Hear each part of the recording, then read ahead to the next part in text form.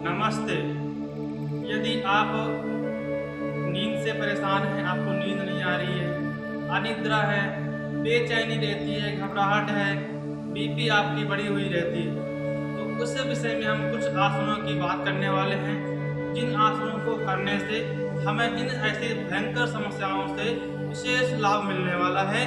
तो चलिए इन समस्याओं से निजात पाने के लिए सबसे पहला आसन हम करेंगे, जिसका नाम है तितली आसन। दोनों पैर के तलवों को ऐसे मिला लेते हैं और कमर को सीधा रखना, कमर सीधी, और फिर दोनों घुटनों को ऊपर नीचे चलाना, कम से कम, और आंखें बंद कर ले, सांसों को लेते रहें, छोड़ते रहें। तो यह है तितली आसन। कम से कम 5 मिनट यदि हम कर लेते हैं तो हमको लाभ मिलना शुरू हो जाता है। तितली आसन के बाद में दूसरा अभ्यास जो है शशक आसन का अभ्यास। दूसरा अभ्यास, सांस को भरते हुए दोनों हाथों को उठाना, सांस को छोड़ते हुए दोनों हाथों को जमीन पर टिकाना, एकदम सीधा, और माथे को भी जमीन पर टिका देना। पूरी सांस हमारी बाहर रहती है। इस स्थिति में कितना देर तक हम रुक पाते हैं, रुकते हैं, और जब थक जाएं तो सांस को भरते हुए हमें वापस आ जाना है।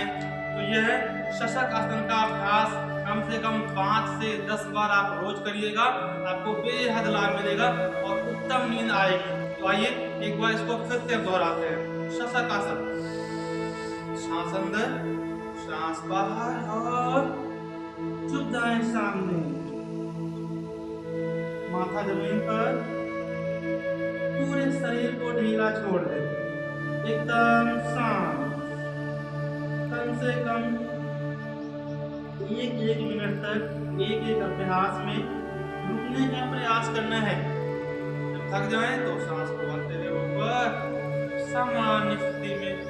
तो यह है शशक आसन, सबसे उत्तम है नींद के लिए। अगला हम करते हैं और तीसरा आसन करते हैं विपरीत करड़ी आसन। विपरीत करड़ी आसन में क्या करते हैं, हम दीवार का सहारा लेंगे और दोनों पैरों को दीवार के ऊपर सटा के रखना, और इस आसन में हाथ की हथेलियां हमारी आकाश की ओर रहती है। अब सांसों की गति हमारी सामान्य रहती है। सामान्य सांस को लेना नासिका मार्ग से, और सामान्य सांस को छोड़ना। कम से कम 5 से 10 मिनट ऐसे हमें रोज करना है।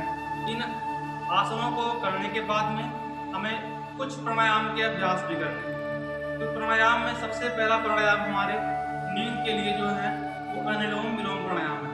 कम से कम 10 से 15 मिनट हमें रोज करना है।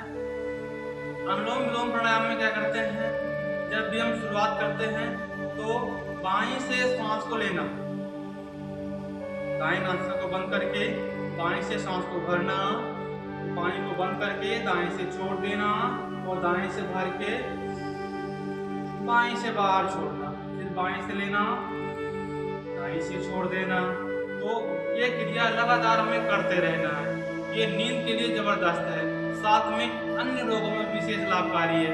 यह अनुलोम विलोम प्राणायाम है। और अगला प्राणायाम हम बात करेंगे तो भ्रामरी प्राणायाम। भ्रामरी प्राणायाम में क्या करते हैं, दोनों हाथ के अंगूठे हमारे कान में रहते हैं, छिद्रों को ढकना, तर्जनी उंगली माथे पर, मध्यमा, अनामिका और कनिष्ठा, ये तीनों उंगलियां हमारी आंखों को ढकते हैं। और फिर सांस को नासिका से भरेंगे, फिर मुंह को बंद रखना और नासिका से ओम का नाद करना। जब नासिका से ओम का नाद करेंगे तो हमें भंवरे की तरह आवाज आएगी।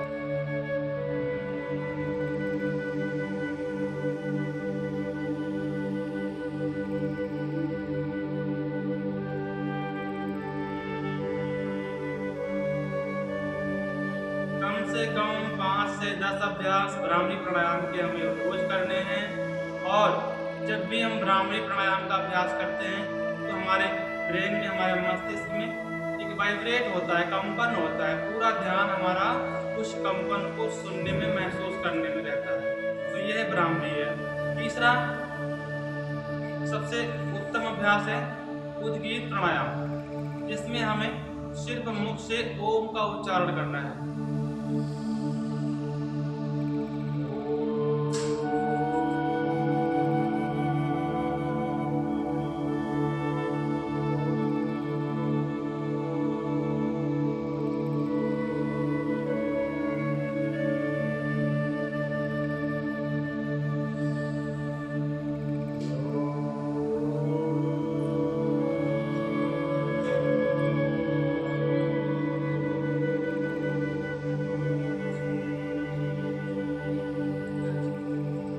से। फिर उसके बाद में आंखों से गर्म करते हैं, आंखों पे लगाते हैं और धीरे धीरे आंखें खोलते हैं। तो ये हमारा उद्गीत प्राणायाम, जिसमें हमें मुख से ओम का उच्चारण करना है। और लास्ट है शवासन। तो शवासन भी हमें रोज करना है, कम से कम 5 से 10 मिनट और अधिकतम 30 मिनट तक का अभ्यास। अगले वीडियो में आप योग निद्रा का अभ्यास सीखेंगे। ओम नमस्ते।